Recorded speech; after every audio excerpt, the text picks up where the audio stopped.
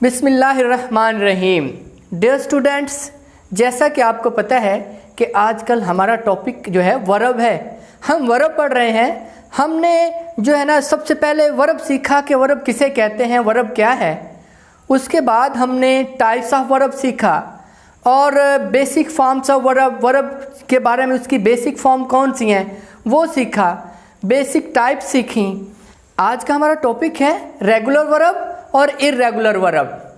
अब सबसे पहले हम सीखते हैं कि रेगुलर वर्ब कौन सी हैं। अमूमन जब स्टूडेंट से ये पूछा जाए कि रेगुलर वर्ब कौन सी हैं तो रेगुलर वर्ब क्या है तो उसे पता ही नहीं चलता रेगुलर वर्ब क्या होती है, क्योंकि उसने सुना नहीं होता, पढ़ा नहीं होता।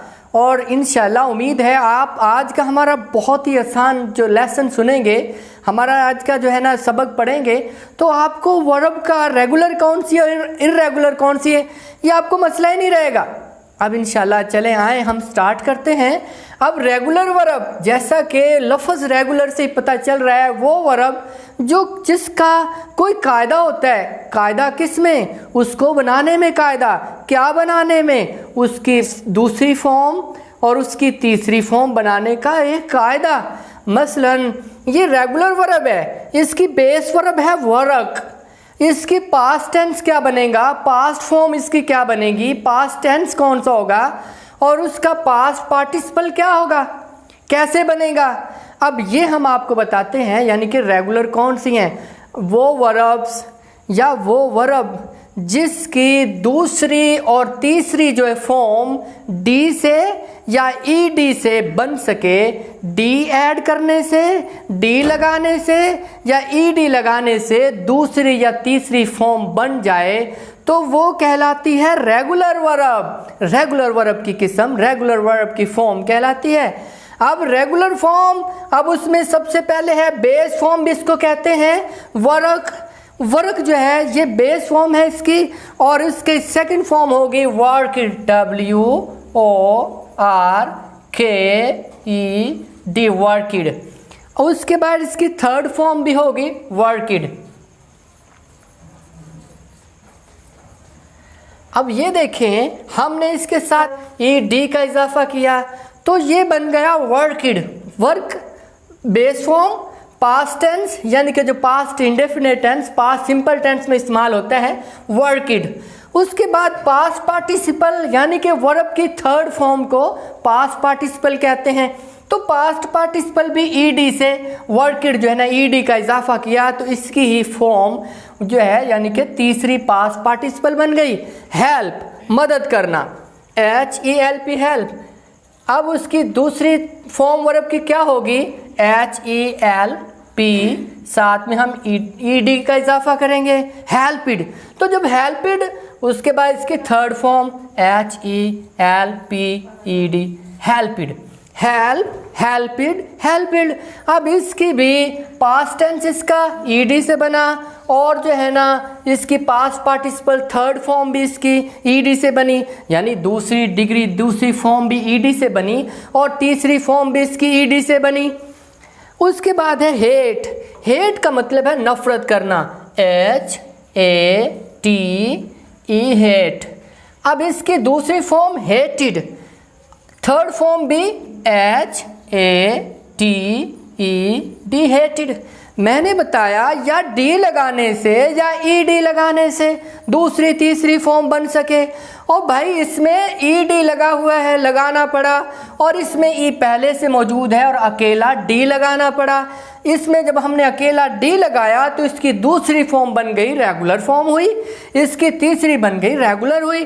अब उसके बाद मूव। मूव का मतलब होता है हरकत करना, MOVED, मूव्ड, MOVED, मूव्ड। अब देखें इसके आखिर पर इसकी पास्ट पार्टिसिपल बनाने के लिए हमने सिर्फ मूव्ड के बाद भी D लगाया और इसके हेटेड के बाद भी हमने D लगाया। अब यहाँ पे इसकी दूसरी फॉर्म भी पास्ट टेंस भी बनाने के लिए हमने D लगाया। अब समझ आ गई आपको कि रेगुलर वो वर्ब्स होती हैं जिनकी दूसरी और तीसरी फॉर्म बनाने के लिए हम डी का या ईडी का इजाफा करते हैं। इंग्लिश में इसकी कुछ यूँ डेफिनेशन होगी, अ वर्ब, एक वर्ब जो है हुज पास्ट सिंपल, जिसकी past simple and past participle या उसकी पास्ट पार्टिसिपल जो है आर फॉर्मिड, उनकी फॉर्म दिया जाए, उनको तश्कील दिया जाए, उनको फॉर्म किया जाए सिंपली बाय एडिंग, सिर्फ ऐड करते हुए ईडी ऐड करते हुए आर डी या डी ऐड करते हुए इट, इसमें टू इट, इनके अंदर, इसके अंदर, इज कॉल्ड कहलाती है रेगुलर वर्ब, वो रेगुलर वर्ब कहलाती है। तो अब हम पढ़ते हैं इर्रेगुलर कौन सी होती हैं। रेगुलर फॉर्म्स के बाद बारी आती है इर्रेगुलर फॉर्म्स ऑफ वर्ब की।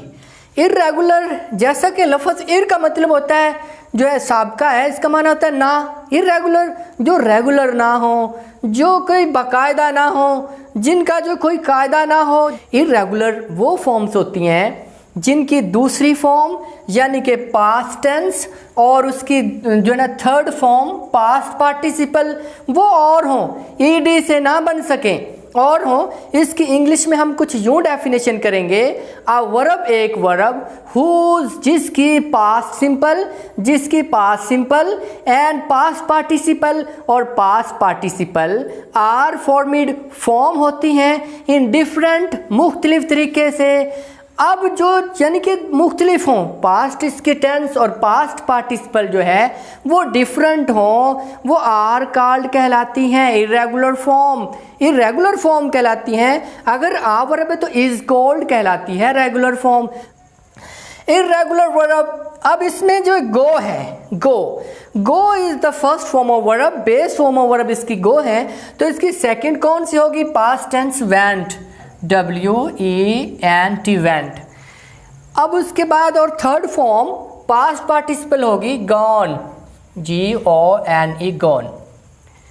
गो, अब ये इसकी बेस फॉर्म है, लेकिन उसकी दूसरी जो है पास्ट टेंस वेंट है, ED से और D से नहीं बनी, इसीलिए ये इर्रेगुलर है। दूसरी और है, तीसरी जो गॉन वो और है, ईट खाना, इसके जो है second form past tense ATE खाया। अब उसके बाद इसकी थर्ड फॉर्म क्या होगी, इसकी पास्ट पार्टिसिपल क्या होगी, ईटन, EATEN ईटन इसकी पास्ट पार्टिसिपल होगी। राइट लिखना, बेस फॉर्म राइट है, इसकी सेकंड जो है ना वो भी डी और ED से नहीं होगी, राइट लिखना रोट, WROTE रोट लिखा। उसके बाद return, WRITTEN return. Right base form है, रोट और है, रिटर्न और है, कोई रेगुलर नहीं, कोई कायदा नहीं है इसका, इसीलिए इर्रेगुलर कहलाती हैं। बी का मतलब है होना, बनना, बी और इज़एमआर, बी टू बी के रिलेटिव्स कौन से होते हैं, इज़एमआर जो है ना वाज वर, ये टू बी के रिलेटिव है। बी होना बनना इज़एमआर है, लेकिन बी होना बनना इज़एमआर, इसका पास्ट जो है ना वाज और वर, और इसकी थर्ड जो है पास्ट पार्टिसिपल इसकी होगी बीन, BEEN बीन इसकी थर्ड फॉर्म होगी, पास्ट पार्टिसिपल होगी। यानी कि हमें ये पता चला कि जो है ना इर्रेगुलर वर्ब्स की फॉर्म वो होती हैं जिसकी दूसरी फॉर्म और हो, तीसरी वर्ब की फॉर्म और हो, दूसरी तीसरी और तरीके से बने, ख़ास उसका कोई तरीका ना हो, तो वो इर्रेगुलर होंगी। और उसके बाद यानी कि और सेम हो, दूसरी और तीसरी उसकी सेम हो, यानी बैट, BET बैट, पहली भी वही है, दूसरी इसकी BET बैट, थर्ड भी इसकी BET बैट है। बैट इसकी सेम है, तीनों फॉर्म इसकी सेम है। अब यानी कि डी से या जो है ना ED से नहीं बनी है, तो लिहाजा ये भी क्या है, इर्रेगुलर फॉर्म्स ऑफ वर्ब है। मुझे उम्मीद है आपको आज का हमारा ये लेसन सबक समझ आ गया होगा। अल्लाह हाफिज़, अस्सलामु अलैकुम वरहमतुल्लाह।